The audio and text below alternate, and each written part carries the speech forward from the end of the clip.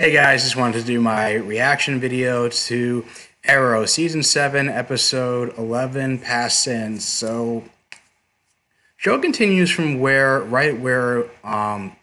mid-season premiere left off, in which Oliver tries to reach out to Emiko and try to prove that he's not his father's son, and he says what Robert Queen did was basically abandoning her was unforgivable, and she seems to agree with that fact to the point where she doesn't want to have anything to do with the Queen, anybody who's a member of the Queen family, and just says he has no family right to Oliver's face before walking off.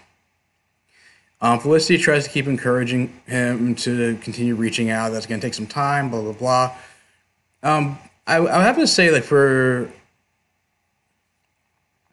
an episode that had like basically three separate subplots, none of them really felt like I didn't really felt bored by any of them. Usually when they have like they're usually the trend here, how it's been on the last episodes this season, and it kind of happened on other shows like Flash and Supergirl, which they had maybe like three subplots and maybe two out. I mean, I enjoy maybe like one or two out of three of them.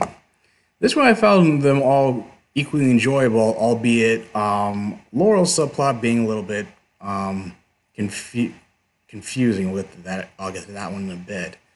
Well, like in the Ghost Initiative subplot was also a little bit confusing, but basically Oliver's subplot was he's basically being stalked by someone's out to get revenge on him. Now he's become transparent about being the Green Arrow again, working with the SCPD.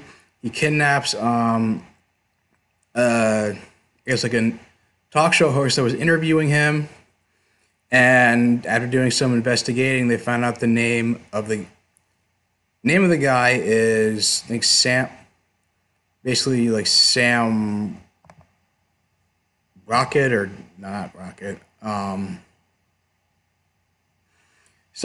Sam Hackett, who's the son of David Hackett, who, if you remember from the pilot, when he was the third person on that raft with Robert and Oliver Queen, who Robert shot for turning the gun on himself, allowing hope that Oliver would survive.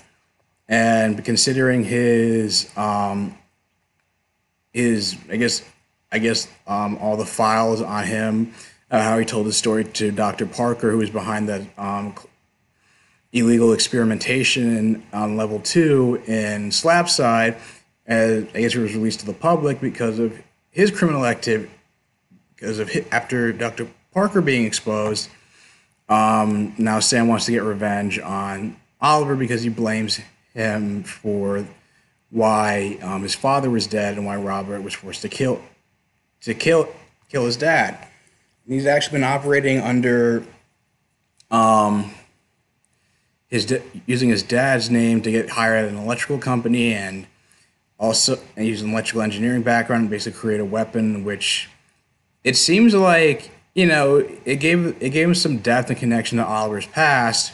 But it was just weird how it was kind of cool to see. Like, I was kind of surprised to see like he was using another trick arrow to stop Sam from like dropping the talk show host to his death, like a net which he fired an arrow that opened up a net that caught the guy he captured. And it was just weird because like he was able to like hack into an electrical grid to break into the SCPD because he was trying to force Oliver to stop working with the SCPD and quit being Green Arrow, or else he was gonna start killing people. But it was kind of the same thing with Caden James, where he hacked into like the entirety of Star City's computer systems. Like, people were just getting electrocuted just by touching electronics, and was sending this like electrical shock that was like killing people. It was hazardous. I never really got how it worked then and how it's like working now. Then he showed up at SCPD creating this vest where he strapped it to 3 other cops and created. And it was because of what he set up. It was setting electrical surges throughout the building. Not sure what pseudoscience or whatnot was behind that, but he basically said the cops didn't kill Oliver Queen, that he would, electrocute everybody in the building. And Dinah, who inexplicably didn't use her canary cry to break open the back door, I guess he was trying to not draw any attention to herself. I guess he used like a rug to like bust through the door without getting electrocuted, and used a gun to take out the electrical grid that Sam had hacked, and allow Oliver to subdue him and save the rest of the police officers, especially since one hesitated to cave into Sam's demands of killing him. And then it was basically just said he decided to tell his story, about how what exactly happened on that life draft, and decided that this was his way of trying to prove to the city that he was going to become a more transparent hero and be more honest about what's stuff that's been going on with him. And Amiko saw that, and she's not completely open to forming a relationship, but now she said she consider doing that.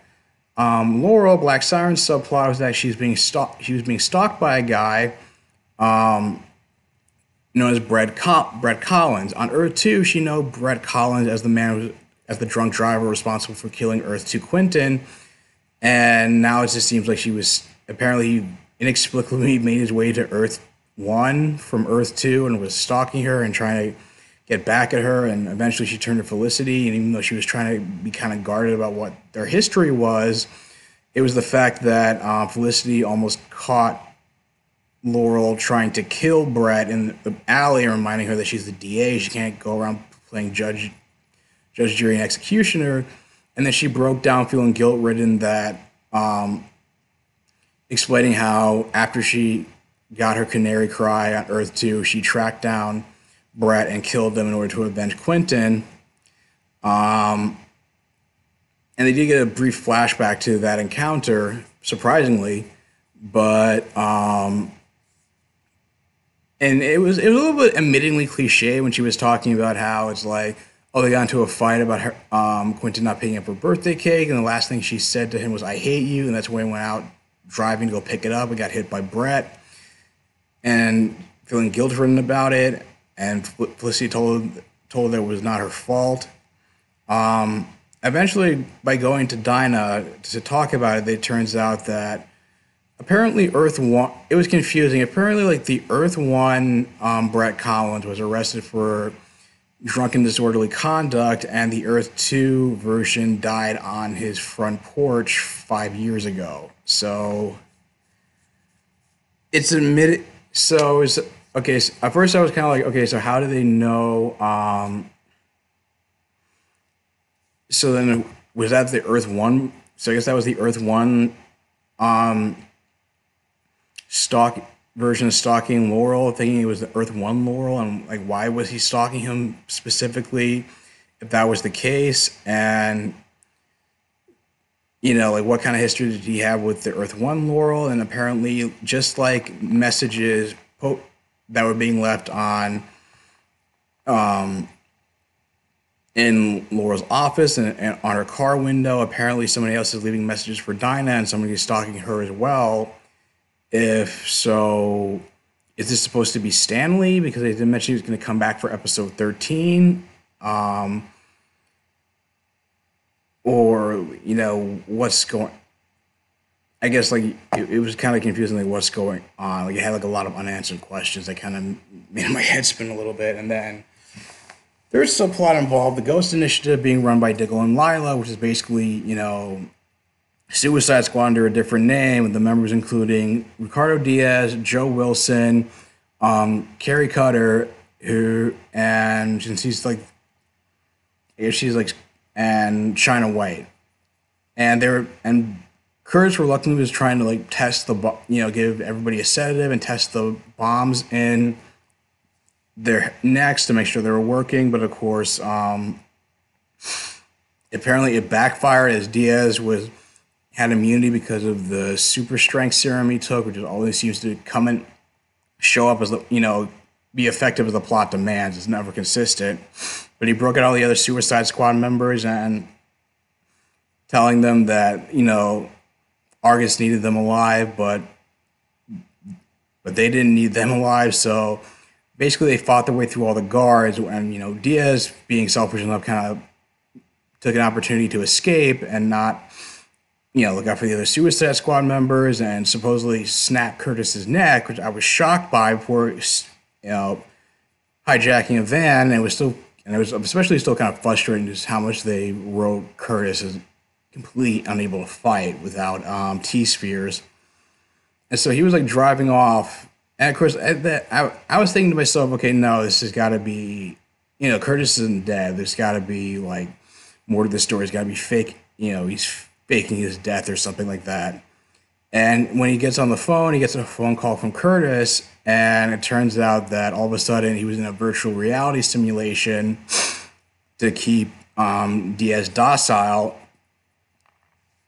Even though like it's like all of a sudden like the scene like digitally changed to back when they're still in the Argus location, and Diaz is still tied up, like he never escaped or anything like that, or even met up with the other members of the Suicide Squad, or the Ghost Initiative, as they're calling it.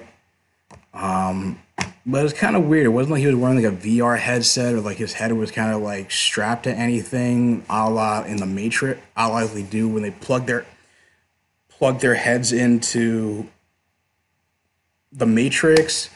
So it was all of a sudden, it was like he was in this virtual reality simulation. I don't know what the source of it was, but all of a sudden he was like out of the virtual reality and back in the chair. So, and Curtis is still pissed about still going through with the Ghost Initiative, but he decides that he's going to be calling his own shots if he's going to continue being involved in the project to go after this Dante guy, whoever he is.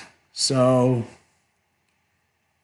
yeah, I mean, it is. I feel like it was. I liked the episode, but I did feel like it had its share of plot holes and head scratchers. But I'm just kind of wondering if Dante's supposed to be like the big bad of I guess the back half of season 7, or like what kind of direction the show is taking. If it's going to be more episodic or not. But it turns out that the trailer for the 150th episode next week looks more exciting than it was, considering they just pitched it as like, oh, they're gonna be, the cast, the team members gonna be followed by camera crew talking about their exploits as vigilantes. But apparently, it's gonna be a little more action packed than that.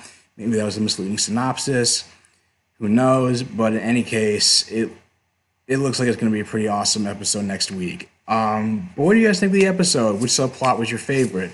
Leave your thoughts in the comments down below. If you like this video, like, share, and subscribe, and I will talk to you guys soon. Take care.